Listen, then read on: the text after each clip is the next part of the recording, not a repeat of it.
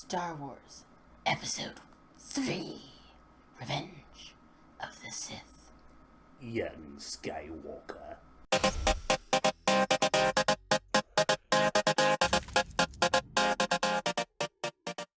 So guys, we are now on Star Wars Episode 3 Revenge of the Sith in our reviews leading up to The Last Jedi in December, so there will be one each and every single month. Halfway through we are. Almost halfway through. After we're done with this one. Episode 4, and then we'll be Should I have said it like Yoda? Yeah. Say it like No, Yoda. no, it's Say fine. it like Yoda. No. Halfway through? No. Okay, forget it. So, this is once again George Lucas directing. Everything is pretty much the same as far as that goes in the previous prequels. Now, right off the bat, we pan down into a space battle, and it's immediately CGI, of course, like there's an overusage of CGI. As you can see here, much better CGI. But it is immediately better than the previous ones. Well, in a space battle, I think it's pretty appropriate, right? It's like, well, how else are you gonna? I mean, they used a lot of models in the first movies, but in this case, hey, this is where CGI looks pretty good and makes sense to use a lot of as a space battle. So yeah, right off the bat, the CGI is better, but there's still too much of it to be like, wow, that was pretty good. So. I think it's overused to the point where it's distracting to watching the movie, much like the other movies. However, you're correct. It is better quality CGI than the other two movies were. Yeah. And so the basic story of this is, right off the bat, Palpatine is captured, so Obi-Wan and Anakin go capture him. There's Count Dooku. But of course, this is the movie where Anakin turns to the dark side. So, right off the bat, this is a PG-13 movie. The first one that George Lucas has ever made. Uh-oh. A Star Wars one. And so, Anakin's got to kill Christopher Lee's Count Dooku. And so, that just puts us in motion. Do it! And so, as we go on, the war has continued to rage. But now, Senator Aberdabber is pregnant. Aberdabber. Of course, she only knows she's having one baby right now. And when Anakin learned this, he's like, when you saw his face, was he happy? Like, he was like, it was hard to gauge. Yeah. He didn't seem that happy. At first, he was like the traditional baby daddy. Ladies and gentlemen, does this look like the happiest moment of his life? He's like, where he wasn't really thinking about that. And he's just like, oh, not really where I was going, but I'm happy, yay! It's like, this is the happiest moment of my life. Yeah. I was not convinced. It was odd. I was not convinced that was the happiest moment of his life. It's like, it's the happiest moment of my life. So, yeah. Babies, and of course, nobody knows that they're married yet because they kept it a secret and blah, blah, blah. Palpatine has been in office for too long, and so everything is going to come to pass. So, one thing that has been consistent throughout every Star Wars movie is the score by John Williams. And in this one, it is pretty darn good. The music guy's good. Say? Yeah, that's the one consistently good thing in these movies. I'd say would be the score for sure. The music and the script has improved a slight bit, overall, but I did not feel that Hayden Christensen got a much better script. Well, again, his lines, I don't think. You could be right. I'm going to add again though that I saw him in Jumper. Yeah. And of course, maybe that wasn't a great script either. but I'm just not convinced that he has great acting ability. And, as far as I know, he's not really doing anything right now. So maybe the rest of the industry agrees. So I think maybe it's a combination of poor actor and poor script. And you just got a big blah. And interesting fact, this was all filmed in 20th Century Fox Studios in Australia. They didn't go anywhere. No locations. So this whole thing, they might have built a few sets, but they were all surrounded by green screens. Back to the CGI issue, basically. And is what that is. Which means they couldn't really work with everything around them, although it's not the worst thing ever. And, yeah. Well, it's been said before that, posited that because the actors are around green screens all the time, it was hard for them to kind of get into their roles, which I can see some of that, although I think a good actor is able to do that. I think a big reason why the acting itself really had no depth and no emotion is George Lucas's directing. Mm-hmm. That's what I think. And the screenplay. And speaking of CG again, there's a entirely CG character who is basically one of the villains of this movie. He was probably one of the biggest villains in the Clone Wars TV show, and that is General Grievous. And he's a very interesting character if you know like the history of him and everything. But what was like from this movie only? What is your opinion of General Grievous As a character or as a CGI construct? as a character? As a character, he's kind of cool. Boom, it's boom, boom. right. Forearms, the forearms thing is like, oh my gosh, what's Obi-Wan gonna do with four-armed General Grievous, 4 lightsabers? A lot of the character designs in this movie were cool looking, Mm-hmm. right? Don't get me wrong. I think he's a cool looking character for sure. At first, until you explained to me what his origin was, because I don't really know. To me, he just looked like a droid that was coughing all the time, and that didn't make a lot of sense to me. And the reason he coughs is because you can find in the Clone Wars cartoon show, not like part of the Star Wars Clone Wars TV show, like there was a movie, more cartoony. Mace Windu like force crushed his the plates that are right here, which sort of makes it so can't breathe or something, right? Something's wrong. Of course, I wonder why they couldn't fix that fast enough. And so General Grievous like eventually does die, and that like he only gets the movie. So, but if you see the Clone Wars, he's in there a whole bunch. I wonder if General Grievous's health insurance ran out, and that's why they couldn't fix it. And of course, Obi-Wan kills him when he goes to the Utapau system down in the sinkholes, and Obi-Wan does have some clever lines in this movie. He does it really well, even McGregor. And when he shoots Grievous, so uncivilized. Yes, just tosses which is it away. another reference among many references to the first movies.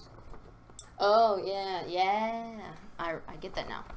And throughout this movie, Anakin is constantly pulled to the dark side by Palpatine, and they have many evil talks, like in Evil talks in his office, in the Opera House, in his office again. Yeah. And then there's the awesome line, "Are you going to kill me? I would certainly like to. I know you would." Much like the most happiest moment of my life. I didn't believe him then. I didn't believe he really wanted to kill him either. I would certainly like to. We're just saying that to make himself feel better. Hey, Anakin, let's come into my office for another evil talk. Ew. And then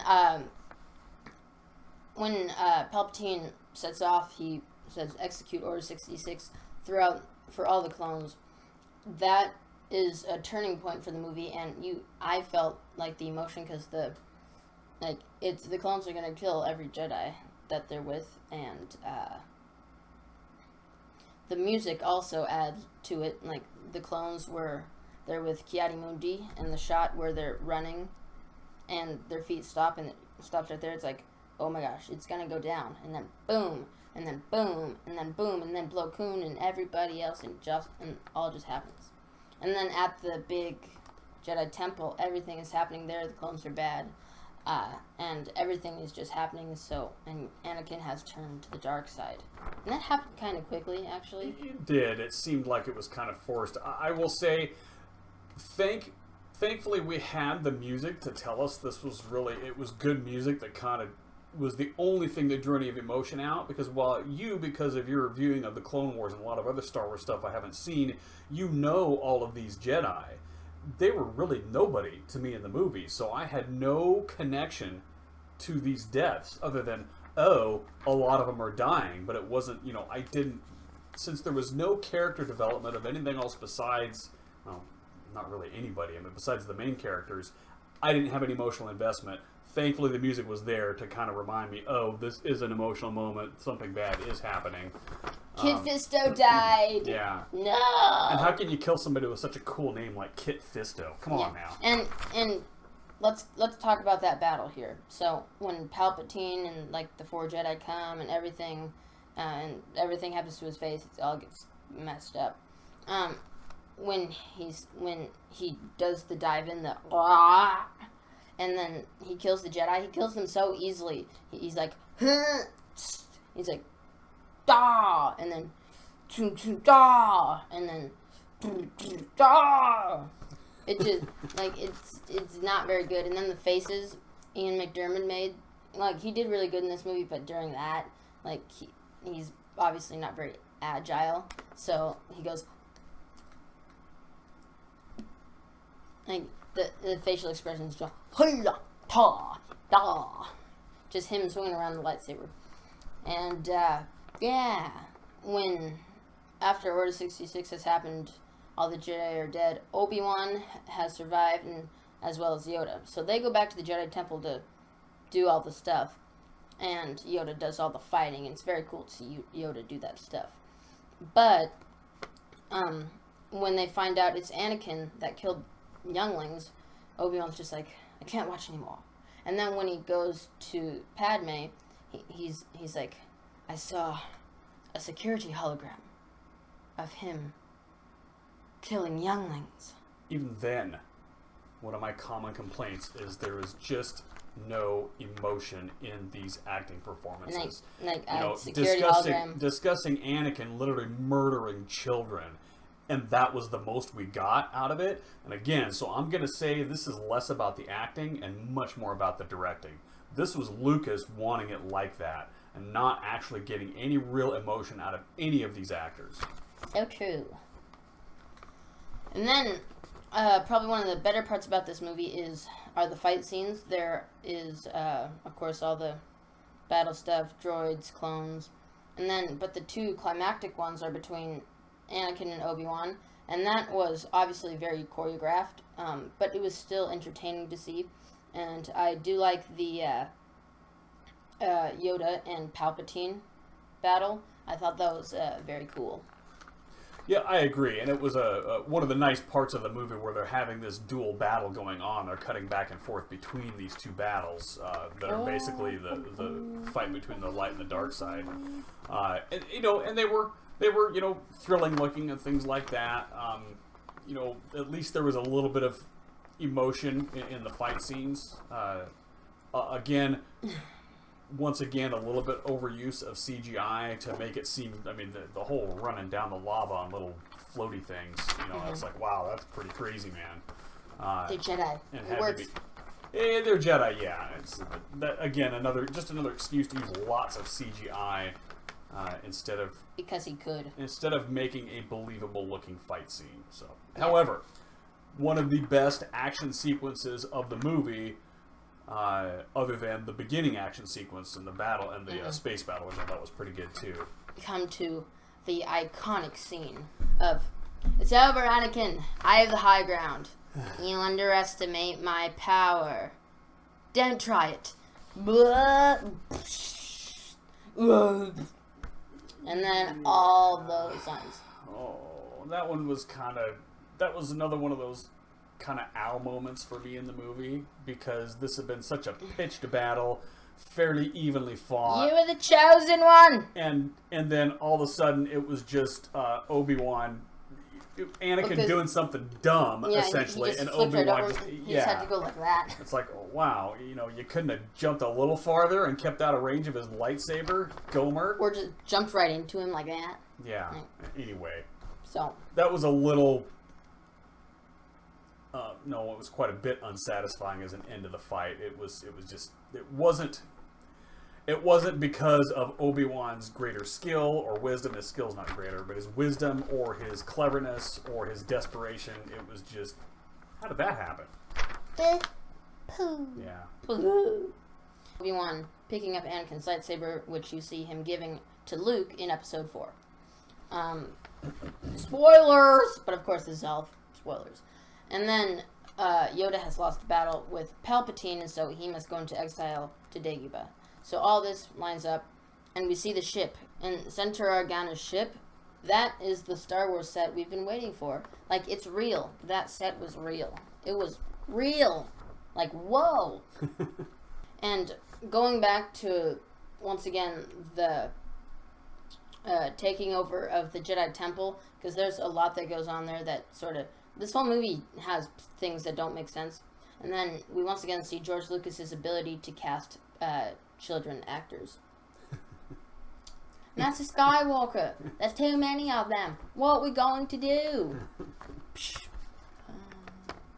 Padme is pregnant, of course, but she thought she only had one baby. But no, it turns out she's having two, and she's lost the will to live. Well, yeah, and that's how she dies. Mm-hmm. She just lost the will to live because her man friend, her husband, decided to mass murder again. Twice. Yeah. He promised to only do it once, but he did it again. Third time, you're out, mister. She was super stressed. She had to go through childbirth, and, she got choked. Yeah. So I agree where you're coming from. You're defending that she was dying. To me, it was, again, yet another implausible plot turn in this movie. She was, she'd been choked by Anakin, and she was emotionally devastated. But I think, and not that I'm a mother and I know, but I think most mothers would still find a reason to live because of their children. And that's the reason they give for her dying, is she just gave up because she was so devastated. I know there's still good in him. After being such a strong character throughout the rest of the movie. Yeah. So once again, George Lucas in his writing and his storytelling just doesn't make any sense, doesn't ring true, and leaves me ultimately unsatisfied. And they must separate the babies to keep out of the Emperor's sight and thought. So one of them goes with Senator Organa to Alderaan, which I guess makes sense, and because she'll be loved there. Then the other one goes to Tatooine. Luke goes to Tatooine with his aunt and uncle. Tatooine. Yeah. But that's Anakin's stepbrother. So emotional connection maybe? No. Yeah, again, another contrived story element. I would have thought logically, if you want to make sure that he doesn't find him, you wouldn't put him back with his family. It didn't make a lot of sense. But Obi-Wan is watching over him, which is good. Yeah. Very good. To finish off the movie, James Earl Jones is back as the voice of Vader, which sounds very good, but then there's the line. The word. No.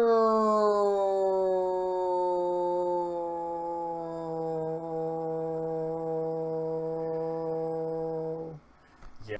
No.